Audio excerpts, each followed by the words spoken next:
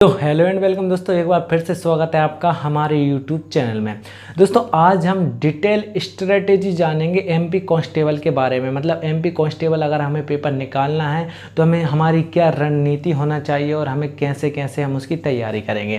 तो सबसे पहले हम स्ट्रेटेजी में जानेंगे दोस्तों। कोई भी पेपर हो, कितना भी बड़ा सा बड़ा और छोटे से छोटा, सबसे पहले हम उसका सिलेबस जानते हैं, क्योंकि बिना सिलेबस जाने हम उस पेपर को नहीं निकाल सकते। कोई भी अगर पेपर निकालता है तो सबसे पहले वो उसका सिलेबस ज़रूर उसे पता होता है कि मतलब उसका सिलेबस क्या है। आप खुद सोचिए दोस्तों, अगर आपको बाइक का पार्ट्स का ही पता नहीं है, क्लच क्या होती है, ब्रेक क्या होता है, गियर क्या होता है, तो आप बाइक नहीं चला पाएंगे। उसी तरीके से हम अगर सिलेबस जान लेंगे तो हमारी जो तैयारी है, तैयारी करने का जो तरीका है वो और भी आसान हो जाता है। सबसे पहले तो कि हम सिलेबस जानते हैं। तो एमपी कांस्टेबल में दोस्तों हमारा जो पेपर 1 है, कहने का मतलब है एक होता है फिजिकल टेस्ट और एक होता है पेपर, ठीक है। तो हम पेपर की बात कर लें तो पेपर की बात करें तो हमारा क्या आता है, एक तो जनरल नॉलेज आता है, जनरल नॉलेज आता है और एंड रीजनिंग, ठीक है। जनरल नॉलेज रीजनिंग आता है जो अभी मतलब पहले पूछी गई है, वो 40 नंबर में पूछे गए हैं दोनों, जनरल नॉलेज और रीजनिंग, ठीक है। फिर इसके बाद में आता है intellectual ability and mental aptitude, ये आता है 30 नंबर का। और फिर आता है साइंस। साइंस मतलब दोस्तों साइंस में जैसे कि आपकी आ जाएगी, साइंस में आपकी केमिस्ट्री आ जाएगी, ठीक है, मतलब रसायन विज्ञान, फिजिक्स आ जाएगी, भौतिक विज्ञान, बायोलॉजी आ जाएगी, जीव विज्ञान। तो ये किस सब में क्या आते हैं, साइंस में। तो कुल मिला के बात है हमारा 40 नंबर में आता है, 31 नंबर 31 नंबर, टोटल हमारा 100 नंबर का पेपर होता है। टोटल हमारा कितने नंबर का पेपर होता है, 100 नंबर का हमारा पेपर होता है दोस्तों। इस पेपर में नेगेटिव मार्किंग नहीं होती है। प्रति क्वेश्चन कम से कम 1 नंबर का होता है, 1 नंबर का एक प्रश्न होता है और 100 प्रश्न होते हैं, ठीक है। इसमें नेगेटिव मार्किंग कोई भी नहीं होती है। चलिए दोस्तों हम आगे जानते हैं कि हमें, तो दोस्तों जैसे कि हम बात करें कि हमारा जनरल नॉलेज में किस तरीके के क्वेश्चन आएंगे। दोस्तों इस वीडियो को आपको डिटेल में देखना है, क्योंकि मैंने बहुत एनालिसिस करके ये वीडियो आपके लिए बनाया है, जिसमें हर एक बात की जानकारी मिल जाएगी। इसके बाद आपको किसी भी वीडियो देखने की ज़रूरत नहीं पड़ेगी। इसमें हम बताएंगे कि 5 मंथ में हम क्रैक कैसे करें, 5 मंथ में हमारी 5 मंथ हमारे पास हैं, तो उसमें भी हम इस पेपर को कैसे निकाल सकते हैं, तो वो हम सब बताएंगे कि कैसे आपको जीके पढ़ना है, कैसे मैथ पढ़ना है और कैसे रीजनिंग करना है। तो सबसे पहले हम जानते हैं जीके में किस तरीके के क्वेश्चन बनेंगे। हम सिलेबस के बारे में जान रहे हैं अभी, ठीक है। तो देखिए दोस्तों, यहाँ पे मैंने लिखा है जनरल नॉलेज एंड रीजनिंग। तो जनरल नॉलेज की सबसे पहले मैं बात कर लूँ तो इसमें क्या आएगा दोस्तों, इसमें आएगा main general knowledge of MP. MP का मेन जनरल नॉलेज आएगा, ठीक है। नेशनल पार्क एम मतलब एमपी मतलब नेशनल, कौन सा नेशनल पार्क है जो एमपी में है, ठीक है। जैसे कान्हा नेशनल पार्क, ऐसे बहुत सारे नेशनल पार्क पे क्वेश्चन आ सकता है। तो ये क्या है, जीके में आएंगे। नेशनल पार्क पे आ सकता है, main general knowledge of MP आ सकता है, ठीक है। Major river system, major river मतलब कि बहुत बड़ी बड़ी नदियों के बारे में पूछ सकता है। जैसे गंगा नदी की लंबाई कितनी है, चौड़ाई कितनी है, कहाँ से कहाँ जाती है, गंगा की सहायक नदियाँ कौन कौन सी हैं, ऐसे ब्रह्मा नदी, मतलब ऐसे बहुत सारे क्वेश्चन रिवर पे बन सकते हैं, ठीक है। मेजर टूरिज्म मतलब कि दोस्तों कहने का मतलब है जहाँ पे हम टूरिज्म मतलब जैसे कि बता सकते हैं कि मध्य प्रदेश में कौन से किले हैं या कौन सा किला कहाँ पे है, किला किसने बनवाया था, पैलेस, ये पैलेस कहाँ पे, और कैप्स मतलब गुफाएं, मध्य प्रदेश में गुफाएं कहाँ हैं, जैसे कि भीमबेटका की गुफाएं, मतलब ऐसे क्वेश्चन बन सकते हैं, उदयगिरी की गुफाएं। तो ये सब क्वेश्चन इनसे बन सकते हैं, ठीक है। अब नंबर 3G आता है major personality of Madhya Pradesh. Major personality of Madhya Pradesh कहने का मतलब है पॉलिटिकल, मतलब पॉलिटिकल स्पोर्ट्समैन, मतलब ओलंपिक में खेला हो या नेशनल लेवल पे खेल रहा हो और मध्य प्रदेश का हो, या नेशनल मतलब भारत का हो, तो वो स्पोर्ट्समैन के बारे में भी यहाँ से हम पूछ सकते हैं, ठीक है। किसने फुटबॉल में खेला, किसने अभी क्रिकेट खेला, या मतलब टेस्ट सीरीज में किसने भाग लिया, ऐसे क्वेश्चन यहाँ से बन सकते हैं, ठीक है। फिर यहाँ पे आता है ऑथर। ऑथर का मतलब है लेखक, मतलब अभी किसने कौन सी बुक लिखी से क्वेश्चन आ सकते हैं। करेंटली में कोई बुक लिखी गई हो और उस पर भी क्वेश्चन पूछ सकते हैं कि इनका लेखक कौन है और उन्होंने कौन सी बुक लिखी है, ठीक है। फिर जीके में कुछ इस तरीके का क्वेश्चन पूछे जाएंगे इन टॉपिक से। तो हमें पता है जीके के लिए हम दोस्तों बुक भी बताएंगे आपके लिए कौन सी बुक चाहिए, मैथ के लिए कौन सी बुक, रीजनिंग के लिए कौन सी बुक और कितना कितना पढ़ना है, सब डिटेल में एक्सप्लेन होगा। वीडियो थोड़ा लंबा होगा लेकिन बहुत मज़ा आएगा आपको, लास्ट में आप बिल्कुल कॉन्फिडेंट महसूस करेंगे। तो बने रहिए। तो बात करें साइंस की कि साइंस में क्या क्या पूछ सकता है और कहाँ कहाँ से पूछ सकता है। चलिए दोस्तों हम बताते हैं। देखिए दोस्तों, साइंस में सबसे पहले वो सामान्य भौतिकी मतलब जनरल फिजिक्स के बारे में क्वेश्चन पूछ सकता है। सामान्य भौतिकी मतलब जनरल फिजिक्स, ठीक है, इंग्लिश वाले के लिए। तो इसमें कहाँ कहाँ से क्वेश्चन उठ सकता है, जैसे कि वेट से उठा सकता है, भार से रिलेटेड क्वेश्चन उठा सकता है, द्रव्यमान मास से रिलेटेड क्वेश्चन उठा सकता है कि मास क्या होता है, कैसे निकालते हैं, ठीक है, ये मास की डेफिनेशन क्या होती है, ऐसे क्वेश्चन पूछ सकता है, मतलब शॉर्ट में, वन वर्ड में, ठीक है। यहाँ पे वॉल्यूम का उठा सकता है, आयतन के बारे में कुछ पूछ सकता है कि आयतन कितना होता है, इसका आयतन क्या होता है, एटसेट्रा, ठीक है। यहाँ पे परावर्तन के बारे में पूछ सकता है, परावर्तन क्या होता है, परावर्तन से रिलेटेड कुछ वन वर्ड के क्वेश्चन बनते हैं, वो पूछ सकता है। अपवर्तन क्या होता है, परावर्तन क्या होता है, ये चीज़ें पूछ सकता है। गति के नियम पूछ सकता है, जैसे गति के कितने नियम हैं, हम कहेंगे 3 नियम, तो वो पूछेगा गति का प्रथम नियम क्या है, तो हमने कह दिया जड़त्व का नियम। गति का द्वितीय नियम क्या है, तो हमने ऐसे कह दिया, तो ये क्या है, संवेग का नियम। तो ये सब क्या है, गति के नियम पे पूछ सकता है वन लाइन में, ठीक है। गुरुत्वाकर्षण के बारे में पूछ सकता है कि गुरुत्वाकर्षण क्या है और गुरुत्वाकर्षण का फॉर्मूला क्या होता है, ठीक है, इसके बारे में पूछ सकता है और एटसेट्रा। तो मतलब इस टाइप के बहुत आसान से सवाल पूछता है, तो जो कि बहुत ईजी होते हैं, हम बचपन से सुनते आ रहे हैं, हम आसानी से इसको कर देते हैं। तो ये एरिया तो हमारा बहुत सरल होता है, ठीक है। और अगर नहीं भी होता तो एक दिन में आप इन सबको कवर कर लेंगे। फिजिक्स को सिर्फ 1 से 2 दिन लगेंगे पढ़ने के लिए, MP कांस्टेबल की फिजिक्स के लिए, ठीक है। तो इसको तो मैं करा दूंगा आपको, एक वीडियो में पूरी फिजिक्स कवर करवा दूंगा, ठीक है। अब आती है केमिस्ट्री की बात करते हैं। तो देखिए, केमिस्ट्री में आपको एसिड से बारे में पूछ सकता है, अम्ल के बारे में पूछ सकता है कि अम्ल क्या है, क्षार क्या है, और मतलब अम्ल से रिलेटेड कोई फार्मूला फोर लेगा, H2SO4 पूछ लिया तो ये क्या है, तो ऐसे ये क्वेश्चन पूछ सकता है। सल्फ्यूरिक अम्ल, तो ऐसे कई तरीके के फार्मूला पूछ सकता है, ठीक है। NH3 क्या है, तो ऐसे कई तरीके के फार्मूला पूछ सकता है, ठीक है। अब गैसेस के बारे में पूछ सकता है कि गैस ऑक्सीजन पे कितना वो होता है, O2, ऐसे कई तरीके के क्वेश्चन इनसे बन सकते हैं। नोबल गैस क्या है, आदर्श गैस क्या है, तो आप आदर्श गैस बताना पड़ेगा आपको, ठीक है।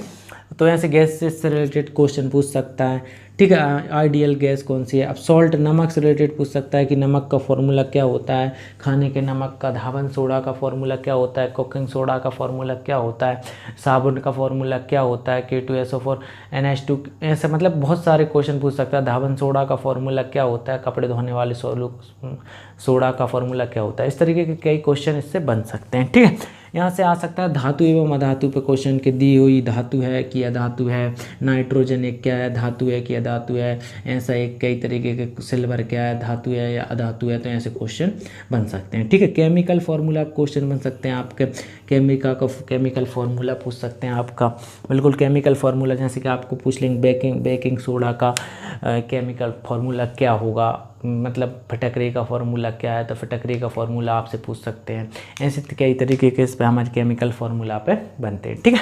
फिर फैक्ट्स, मतलब कुछ केमिस्ट्री में फैक्ट्स होते हैं, फैक्ट्स पूछ लेते हैं, तथ्य पूछ लेते हैं, तो इस तरीके से ये केमिस्ट्री भी कवर हो जाएगी। तो मैं बताऊंगा आपको कितने दिन में करना है और ये कहाँ से करना है, ठीक है, डिटेल में बताऊँगा। अभी मैं बता रहा हूँ कि कहाँ से क्या क्वेश्चन बन सकता है।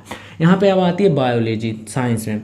तो बायोलॉजी में क्या क्वेश्चन बन सकता है, ह्यूमन बॉडी स्ट्रक्चर से रिलेटेड बन सकता है। मनुष्य के शरीर में कितनी हड्डियां होती हैं, या मतलब लीवर के बारे में पूछ सकते हैं कि लीवर क्या है, छोटी लीवर क्या है, बड़ी आंत क्या है, या पूछ सकते हैं कि मनुष्य की आँखों के बारे में पूछ सकते हैं, हड्डियों के बारे में पूछ सकते हैं, सबसे बड़ी हड्डी कौन सी है, सबसे छोटी हड्डी कान की होती है, मतलब इस तरीके के क्वेश्चन पूछ सकते हैं। मनुष्य के जो दांत हैं उनमें, मतलब मनुष्य के शरीर में सबसे कठोर तत्व क्या है, तो हम कह देंगे दांत में एक मिलेनिन होता है जो ऊपर से उसकी रक्षा करता है, कीट नहीं लगने देता।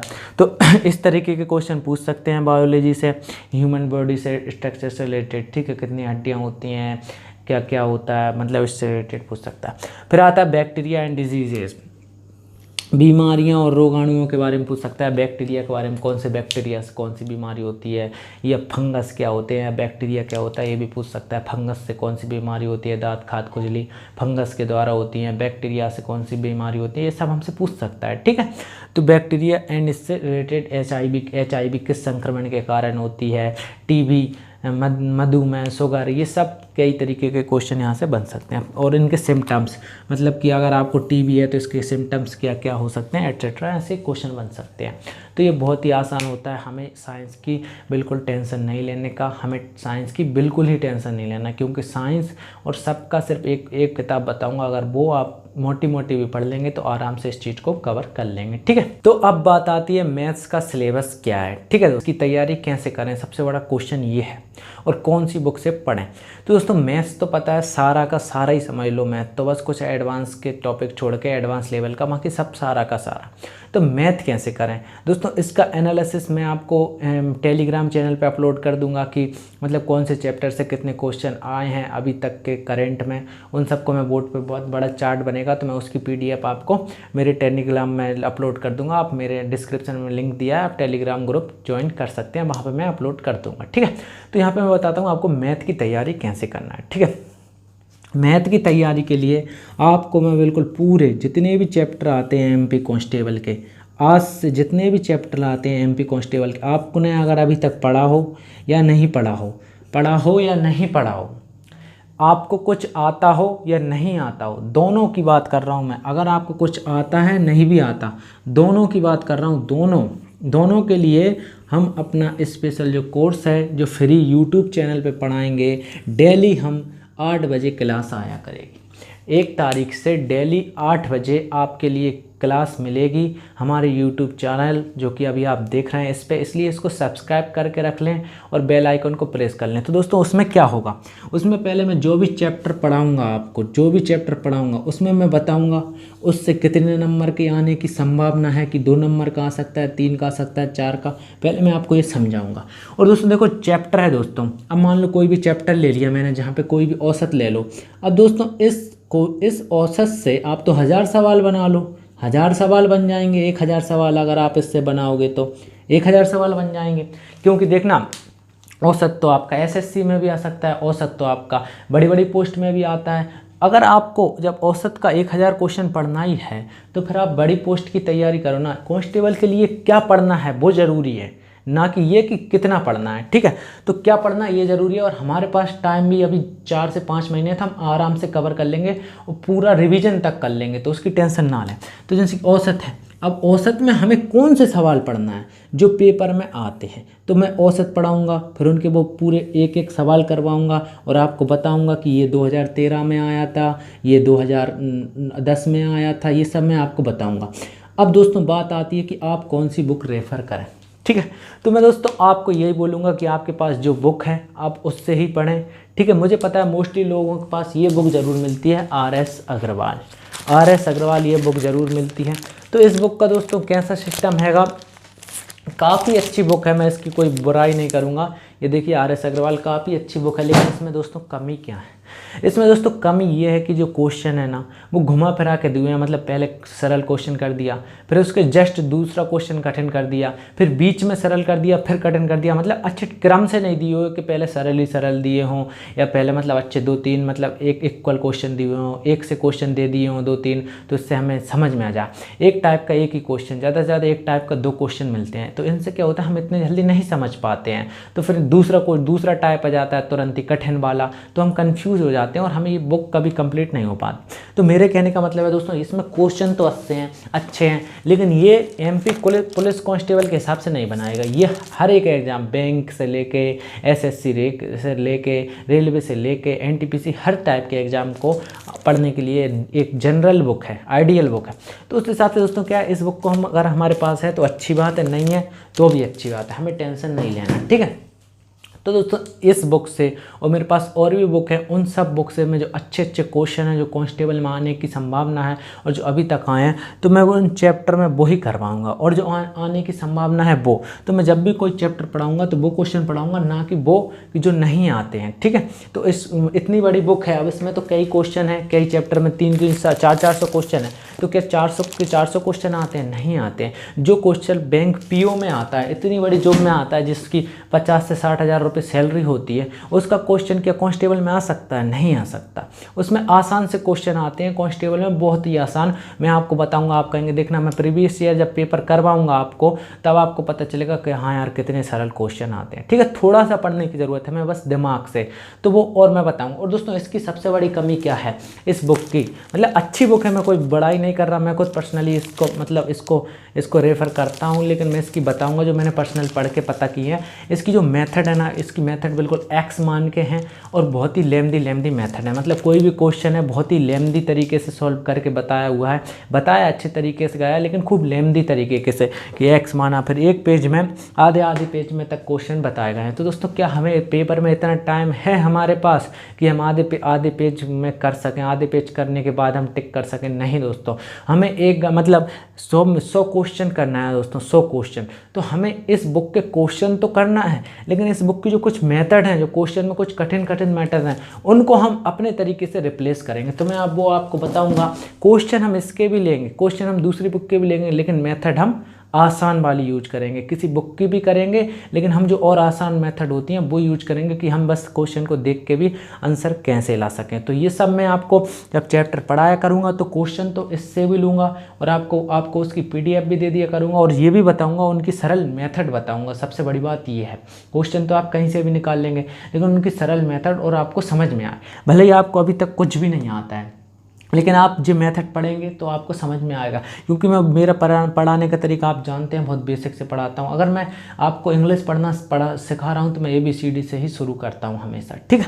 तो ये हो गई मैथ की बात। तो मैथ का आपको क्या करना है, हमारे चैनल को सब्सक्राइब कर लेना है, बेल आइकन को प्रेस कर लेना है, क्योंकि 1 तारीख से आपको डेली 8 बजे वीडियो मिला करेगी। अभी तो आपके लिए अपलोड वीडियो मिलेगी, लेकिन कुछ ही दिन बाद हम जैसे 10-15 दिन बाद कोशिश करेंगे कि हमारा सेटअप से हम लाइव भी आएँ, आपके लिए लाइव पढ़ाएं डेली 8 बजे।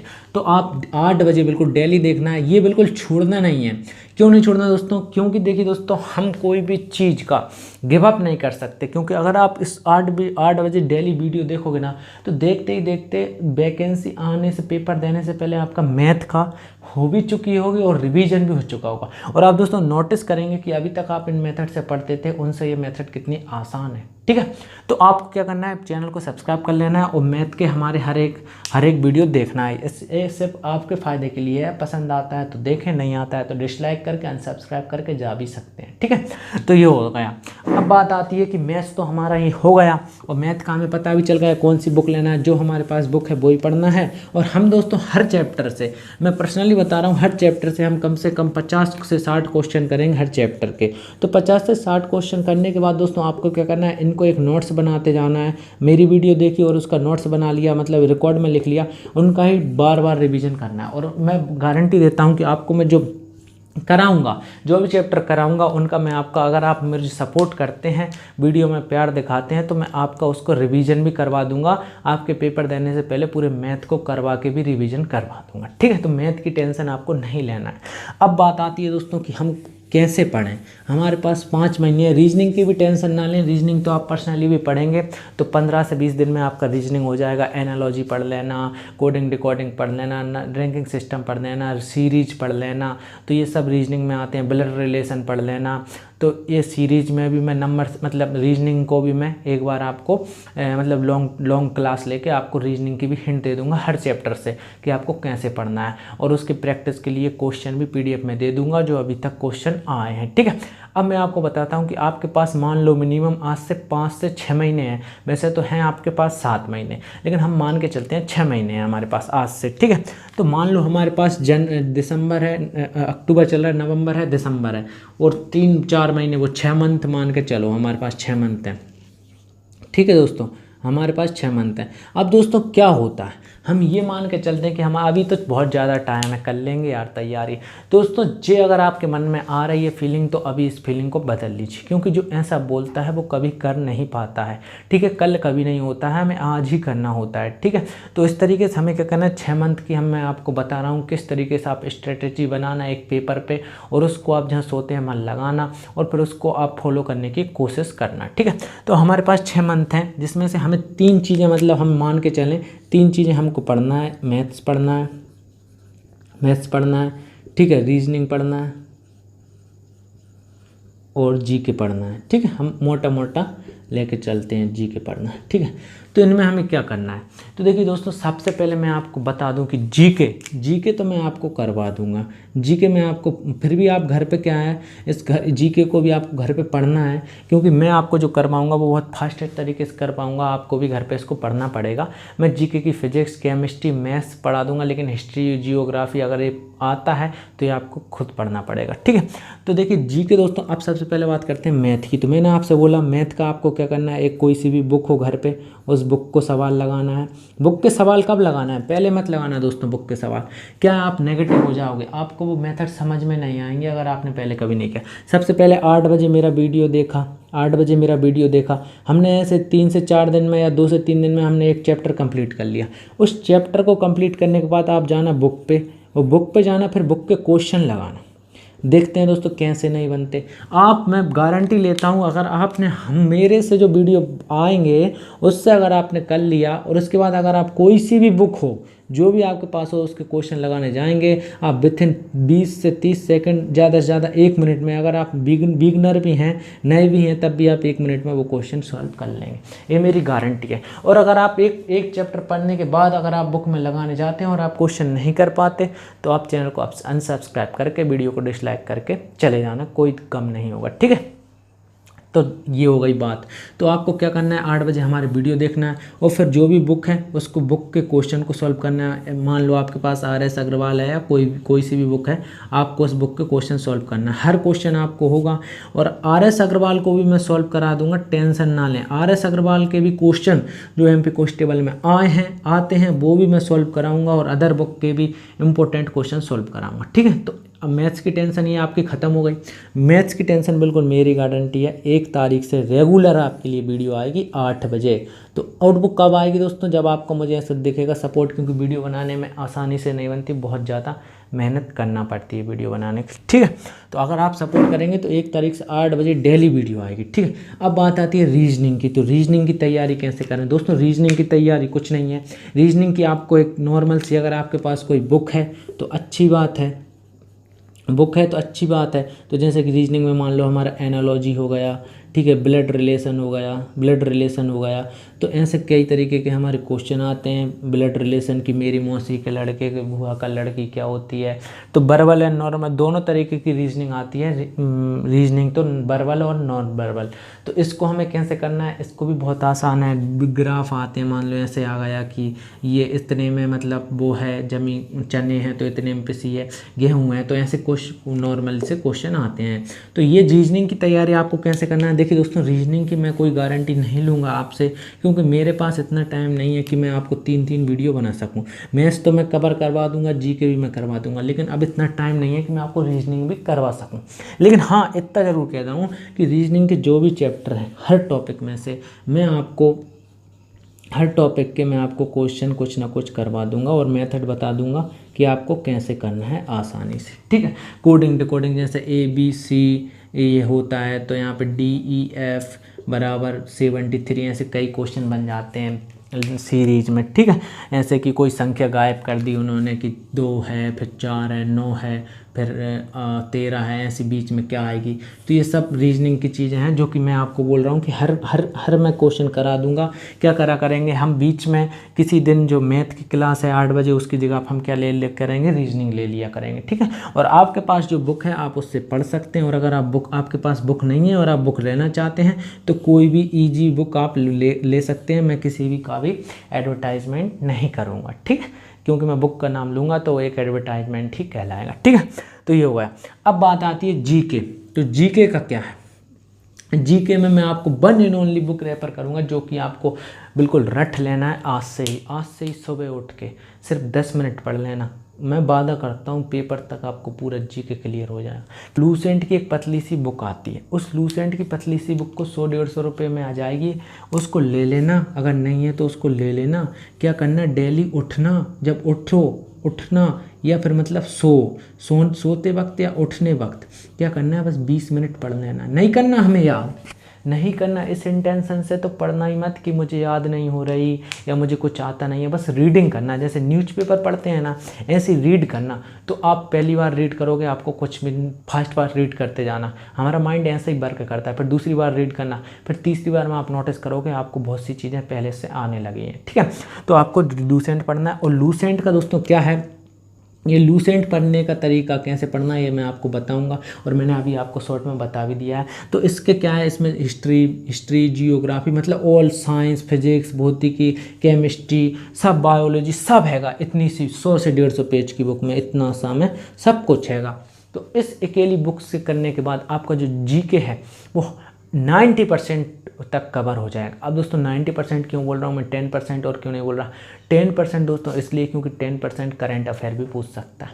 करंट में क्या हुआ है, धारा 370 कब हटी, कौन सा बिल कब 3 तलाक का बिल कब पास हुआ, ऐसे कई तरह के क्वेश्चन जो करंट से बन सकते हैं वो पूछ सकता है। अभी हमने कौन सी मिसाइल का परीक्षण किया, कौन सा राफेल विमान खरीदे, अपाचे विमान खरीदे, ऐसे कई तरीके के क्वेश्चन। वर्ल्ड बैंक पे हमारी मतलब आरबीआई बैंक पे ऐसे जो करंट में घटना घटनी हुई हैं उन पे हमारे क्वेश्चन बन सकते हैं। ठीक है, तो वो करंट के हिसाब से बाकी जो 80% क्वेश्चन है वो आपके लूसेंट में से फंस जाएगा 80%। तो आपके पास है तो ठीक है, नहीं है तो मैं PDF में दे दूंगा टेलीग्राम में, और इस पर मैं डिटेल्ड वीडियो बनाऊंगा, आपको हर एक चैप्टर की शॉर्ट वीडियो बताऊंगा। जितने भी इसमें चैप्टर हैं, चाहे फिजिक्स, केमिस्ट्री, मैथ, कहीं का मतलब मैथ नहीं आता सॉरी, मतलब जितने भी चैप्टर हैं हर चैप्टर पर मैं आपको 1.5 से 2 घंटे की वीडियो बनाऊंगा, जिसमें हर चैप्टर को मैं डिटेल में समझाऊंगा अंदर से। क्योंकि इसमें दोस्तों सबसे बड़ी कमी बस एक ही है दोस्तों, मैं आपको बताऊं क्यों लूसेंट बच्चों की याद नहीं होती, क्योंकि इसमें है फैक्ट,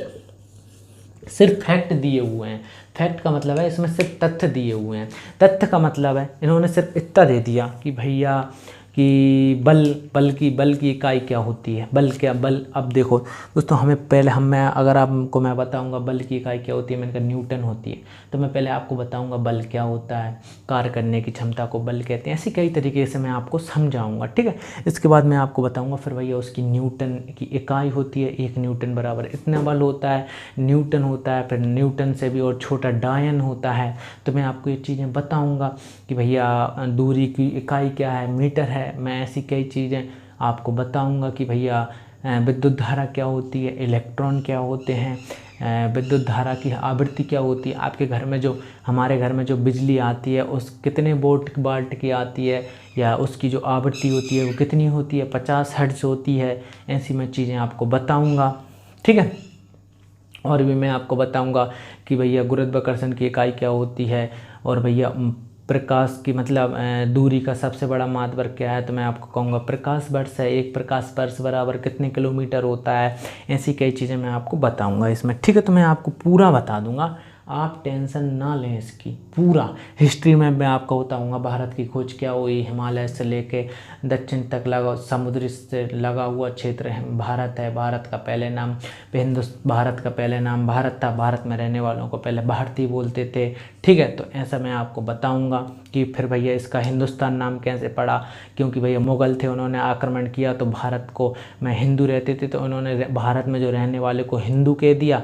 तो जब से हमारा धर्म हिंदू हो गया और मतलब इसको हिंदुस्तान नाम दे दिया। तो ये हमारा नाम नहीं है, मतलब जो बाहर से लोगों ने आक्रमण किया था उन्होंने हिंदुस्तान नाम दिया। हमारा पहले नाम क्या था, पहले हम जो थे वो भारतीय कहलाते थे और हमारा जो देश था वो भारत था। ठीक है, ऐसे कई तरीके के क्वेश्चन आते हैं कि भैया विदेशी लेखक क्या है, मतलब भारत का इतिहास कैसे पता करेंगे, तो हम कहेंगे 3 तरीके के हैं, मतलब ग्रंथों, ऐतिहासिक ग्रंथों के द्वारा, पौराणिक ग्रंथों, धार्मिक ग्रंथों के द्वारा और पुरातत्व साक्ष्य के द्वारा। धार्मिक ग्रंथ में कौन से आते हैं, हमने कहा वेद आते हैं, पुराण आते हैं। पुराण कितने होते हैं, वेद कितने होते हैं, किसने वेद लिखे। ठीक है, तो ऐसी चीज़ें हम पढ़ेंगे। और फिर मतलब ऐतिहासिक ग्रंथ मतलब जैसे कि किताबें हो गई। ठीक है, तो उस तरीके से कोई ने किताब लिखी, जैसे चीनी से कोई फयान आया उसने किताब लिखी, चीनी से कोई राजा के साथ वो आया था उसने किताब लिखी। तो ये सब हम यात्रा की, तो ये सब हम जानेंगे। ठीक है, फिर पुरातत्व संबंधी साख, जैसे मैंने आपको कहा, जैसे हम कोई भी चीज़ खुद होते हैं, मतलब खुदाई होती है तो वहाँ पे कुछ निकलता है, मूर्ति वगैरह, तो हम जानेंगे कि भाई ये मूर्ति कितने पहले मिली थी, ये कहाँ मिली थी। तो इससे हमारे भारत के इतिहास के बारे में क्या पता चलता है, इन सब के बारे में हम जानेंगे। तो मैं डिटेल में आपको लूसेंट तो जीके में आपको बहुत अच्छी तरीके से पढ़ा दूंगा कि आप कभी नहीं भूलेंगे। लेंगे। अगर आपको समझ में भी नहीं आती है तब भी कोई दिक्कत नहीं है, मैं आपको जीके भी पढ़ा दूंगा। तो जीके मैथ हो गया, रीजनिंग भी हम बीच बीच में कर लेंगे। तो अब आपकी ये पता चल गया कि आपकी तैयारी हो तो जाएगी आसानी से, लेकिन आपको सेल्फ स्टडी के बिना तो ये होने वाली नहीं है। तो मैं आपको अब सेल्फ स्टडी से रिलेटेड कुछ बातें बता रहा हूँ, ठीक है, जो आपको बिल्कुल एकदम ध्यान में रखनी हुई है, बिल्कुल ध्यान में रखनी है। तो आपके पास मान लेते हैं 6 मंथ हैं, तो 6 मंथ हैं, वीडियो थोड़ा लंबा हो गया, 6 मंथ है, मैं जल्दी ख़त्म करने की कोशिश करूँगा। तो आपको क्या करना है, मैथ है आपके पास, मैथ है, मैं बता रहा हूँ आपको किसको कितने दिन देना है, ठीक है। रीजनिंग है, रीजनिंग और जीके, जीएस ले लेते हैं इसका नाम, ठीक है। तो मैथ को आपको अगर आपका दोस्तों बिल्कुल ही भी मैथ नहीं है तो आपको यहाँ पे मैथ के लिए 3 मंथ देना है, बस 3 मंथ।